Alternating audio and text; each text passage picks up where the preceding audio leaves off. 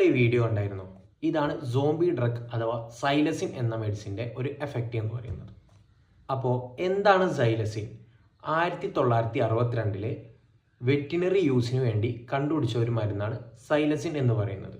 അതായത് നമ്മുടെ കന്നുകാലികളിൽ, ഹോഴ്സുകളിൽ, പട്ടികളിലൊക്കെ ഒരു സെഡേറ്റീവ് എഫക്റ്റ് കിട്ടാനും അതേപോലെ തന്നെ ഒരു വേദനാ സംഹാരി എന്ന രീതിയിലുമാണ് ഈ സൈലസിനെ കണ്ടുപിടിച്ചത്.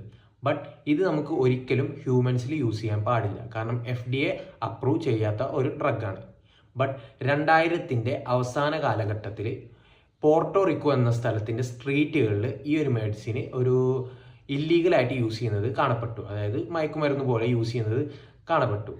ശേഷം ഫിലാഡൽഫിയ, ന്യൂയോർക്ക് എന്ന സ്ഥലങ്ങളിലേക്കൊക്കെ ഈ ഒരു മരുന്നിൻ്റെ യൂസ് വ്യാപിപ്പിച്ചു. ഏകദേശം ഒരു 2015-2020 ആയപ്പോഴേക്കും ഈ സൈലസിൻ കാരണം മരിക്കുന്നവരുടെ എണ്ണം 20 ടൈംസ് അധികരിച്ചു. അത് 20 മടങ്ങ് കൂടി എന്നുള്ളതാണ്. അപ്പോൾ അതിൽ ഏറ്റവും കൂടുതൽ മരണം രേഖപ്പെടുത്തിയിട്ടുള്ളത് ഫിലാഡൽഫിയയിലായിരുന്നു. ഏകദേശം 25.8% ആയിരുന്നു അവിടുത്തെ ഒരു മരണനിരക്ക് എന്ന് പറയുന്നത്. ഇത് കാരണം 2021 കുറേ ആൾക്കാരുടെ ബ്ലഡും സാമ്പിൾസും ഒക്കെ ടെസ്റ്റ് ചെയ്യാൻ അയച്ചു. അതിൽ 91% ആൾക്കാരിലും ഈ സൈലസിൻ്റെ കൂടെ ഫെൻറ്റാനിൽ എന്നൊരു മെഡിസിനും കൂടെ മിക്സ് ചെയ്ത് യൂസ് ചെയ്യുന്നതായിട്ട് കണ്ടപ്പെട്ടു.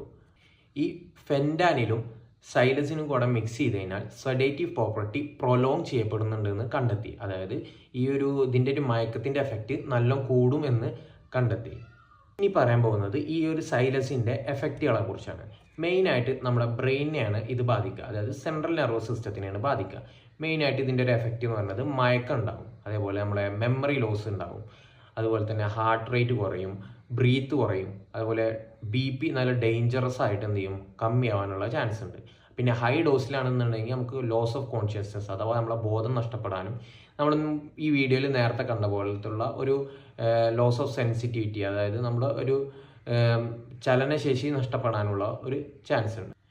ഇതുകൂടാതെ നമ്മുടെ സ്കിന്നിൽ, അതായത് ഹാൻഡിലും അതേപോലെ ലെഗിലൊക്കെ ഓരോ മുറിവ് പോലെ കാണും. അത് പെട്ടെന്ന് പടർന്ന് നെക്രോട്ടിക് ടിഷ്യൂ ഡാമേജിലേക്കൊക്കെ പോകാനുള്ള ചാൻസ് ഉണ്ട്.